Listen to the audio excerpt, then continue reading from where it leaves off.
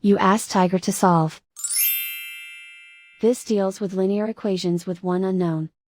The final result is k equals 13/2. Let's solve it step by step. Simplify the expression. Expand the parentheses. Simplify the arithmetic. Multiply the coefficients. Expand the parentheses. Multiply the coefficients. Simplify the arithmetic.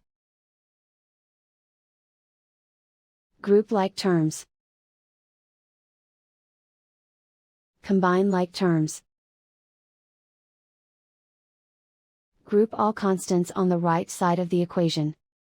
Add 13 to both sides. Simplify the arithmetic.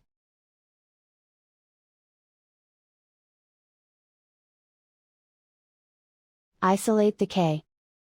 Divide both sides by 2. Simplify the fraction. And so the final result is k equals 13/2.